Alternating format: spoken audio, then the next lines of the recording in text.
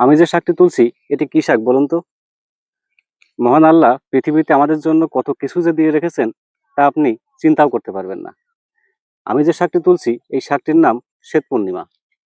কেউ কেউ এটাকে পূর্ণিমা শাক বা শ্বেত পূর্ণিমা শাক অথবা পূর্ণি শাক বলে চিনে থাকেন।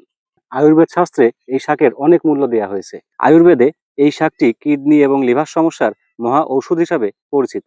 সাধারণত এই সময় অর্থাৎ গ্রীষ্মকালে গ্রাম অঞ্চলের পতিত জমিতে এই শাকের দেখা মেলে। এগুলো চাষ করতে হয় না, এমনিতেই অনেক হয়।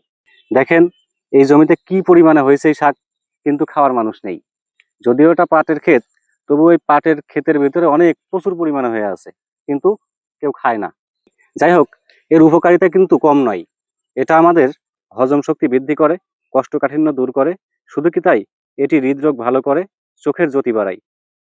এছাড়াও এটি কিডনিতে পাথর জমতে দেয় না, লিভার ভালো রাখে এবং রক্ত পরিষ্কার করে। আপনার লক্ষ কোটি টাকা থাকতে পারে, এই শাক আপনি পাবেন না, কারণ এই শাকগুলো তো বাজারে পাওয়া যায় না, বাজারে বিক্রি হয় না। এই শাকগুলো নিতে হলে আপনাকে অবশ্যই গ্রাম অঞ্চলে আসতে হবে। এই শাক আমাদের অঞ্চলে শ্বেত পূর্ণিমা বা পূর্ণি শাক হিসেবে চিনে থাকি। আপনার অঞ্চলে এই শাককে কি নামে চিনে থাকেন, কমেন্টে জানাতে পারেন।